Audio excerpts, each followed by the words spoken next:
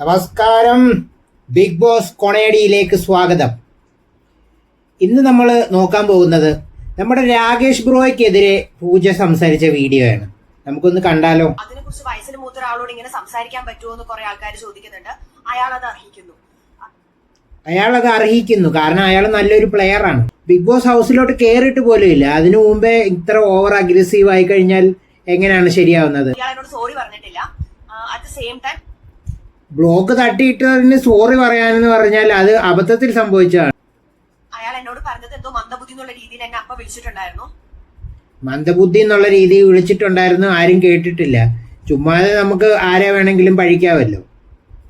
ശരിയല്ലേ ഗൈസ്? രാകേഷ് ബ്രോയെ കുറിച്ച് പറയുകയാണെങ്കിൽ പുള്ളി എല്ലാം ഒരു ഹ്യൂമർ സെൻസിലാണ് ചെയ്യുന്നത്. പുള്ളി ഒരു ഫോർട്ട് കൊച്ചിക്കാരനാണ്. പുള്ളി ശരിക്കും പറഞ്ഞു കഴിഞ്ഞാൽ ഒരു പൊട്ടൻഷ്യൽ ഉള്ള പ്ലെയറാണ്. മിക്കവാറും ബി ഹൗസിലേക്ക് കയറാൻ ചാൻസ് ഉള്ള ഒരു പ്ലെയറാണ്. പൂജ ഓവർ അഗ്രസീവ് ആയിരുന്നു. ജഡ്ജസിനെ പോലും വെറുപ്പിച്ചാണ് അവിടെ നിന്നത്. അത് നമുക്ക് എപ്പിസോഡ് കാണുമ്പോൾ മനസ്സിലാവും. ആൾക്കാർ അത് ലൈക്ക് ചെയ്തിട്ടുണ്ട്. അപ്പോൾ അത് ശരിയാണ്. മതി, ഇനി പോയി ഒന്ന് പൊട്ടിക്കരഞ്ഞോളൂ. ഞങ്ങൾ കണ്ടതാ എന്താ നടന്നതെന്ന്. അയാൾ നിന്റെ ബ്ലോക്ക് തട്ടിയതല്ലല്ലോ. അയാളുടെ ബ്ലോക്ക് സ്വയം വീണപ്പോൾ തട്ടിയതല്ലേ. അതിന് നിന്നോട് സോറി പറയേണ്ട ആവശ്യം എന്താ? അത് സ്വാഭാവികം, സംഭവിക്കുന്നതല്ലേ. ജഡ്ജസ് വരെ പറഞ്ഞല്ലോ. പിന്നെന്താണ് പ്രശ്നം? അതാണ് കുഴപ്പം. മോളിപ്പോൾ ഇത് റീച്ചിന് വേണ്ടി വന്ന് പറയുന്നതാണ്. ഞങ്ങൾക്കൊക്കെ അറിയാം. മനസ്സിലായില്ലേ? ഇതിൽ കൂടുതലൊന്നും പറയണ്ട. എന്തായാലും വീട്ടിൽ തന്നെ ഇരുന്നു.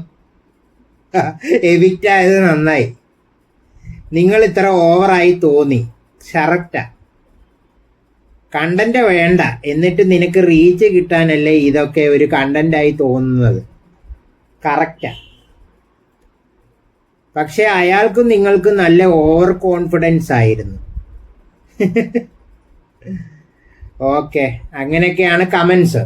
അപ്പൊ കണ്ടല്ലോ ഗൈസ്, അതാണ് കാര്യം.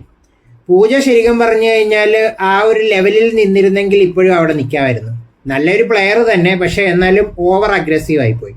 അതാണ് സംഭവിച്ചത്. നിങ്ങൾ ആരെ സപ്പോർട്ട് ചെയ്യുന്നു? രാകേഷ് ബ്രോയോ അതോ പൂജയോ? നിങ്ങൾ കമന്റിൽ പറയൂ. ഓക്കെ ഗൈസ്, അടുത്ത ബിഗ് ബോസ് കൊണേഡിയുമായിട്ട് വീണ്ടും വരുന്നതായിരിക്കും. ബൈ.